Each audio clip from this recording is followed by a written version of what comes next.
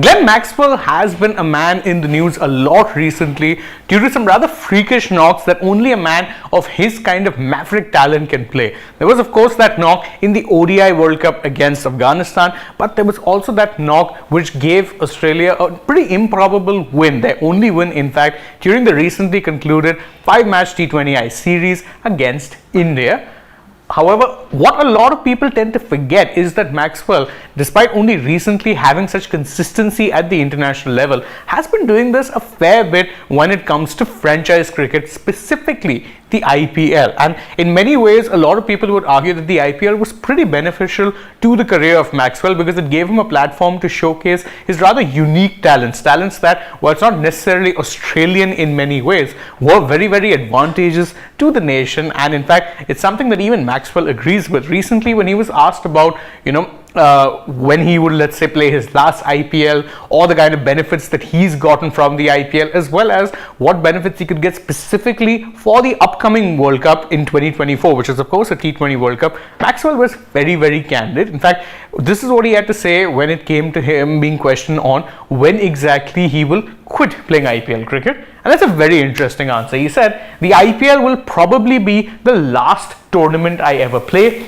as I will play the IPL until I can't walk anymore. The IPL has been so beneficial to my whole career." And that's a pretty big claim when you're looking at it, but it's not entirely wrong either. Maxwell's career was pretty much propelled when he joined the Kings 11 Punjab, played some very, very good knocks, absolutely, unorthodox, aggressive, but very Maxwell-like, as we've come to learn over all these years. And as he said, look, I'm going to be playing the IPL until I can't walk anymore. That in itself should tell you in what high regard he holds the tournament. But he also explains why it is he finds the IPL not just, of course, a great place to be playing cricket, but why he also considers it a very good learning experience, not just for himself, but for any cricketer who's lucky enough to get to play in the franchise league. He said, "You're rubbing shoulders with the likes of an AB de Villiers and Virat Kohli for 2 months, talking to them while watching other games. It's the greatest learning experience a player could ask for." And this is something that you notice a lot of younger players, or even players who have been molded by the IPL generation, tend to say. Someone like a Virat Kohli himself has spoken about how beneficial the IPL was to his career. Then again, there's been players like Jasprit Bumrah, Hardik Pandya, who have come through and were pretty much products of the IPL, where the IPL propelled them to that superstardom. Neither of them had brilliant domestic careers, but was the IPL that gave them that fast track to the Indian team. And there have been many others, a lot of young players who might not have become all-time greats, but who've said very clearly that, look, getting that experience to be with all of these stars, share a dressing room with them, pick their brains, just be them and around them and kind of learn from them just by watching them, it's a very beneficial thing. And many will argue that it has in fact enhanced the global game as a whole, because a lot of players are picking up things that they might not have been able to pick up in previous eras, whereby your let's say cricketing experiences was largely reduced to playing either international cricket or domestic cricket, which was a pretty limiting remit, especially in a world where you can play franchise cricket, rub shoulders with the best of people around the world, and then get to learn from them in that regard.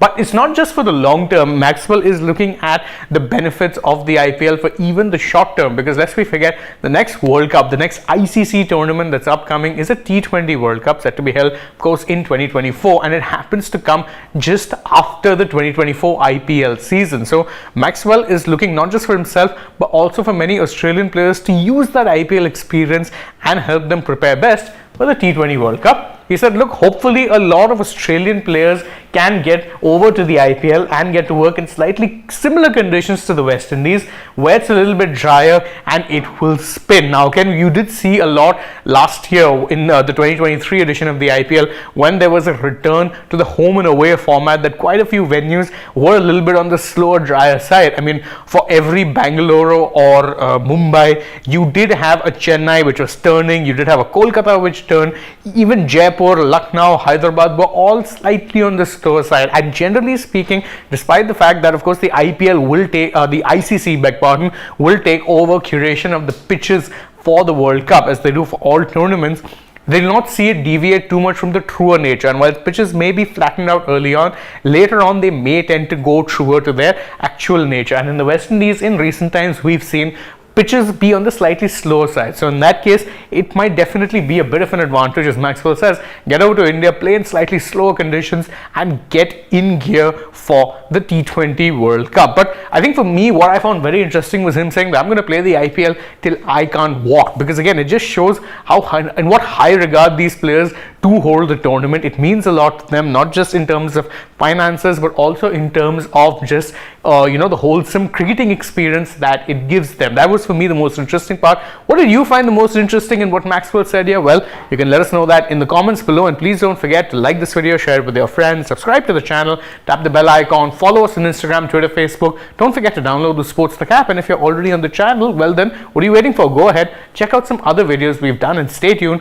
We've got plenty more coming your way. For now though, from my side, it's bye-bye.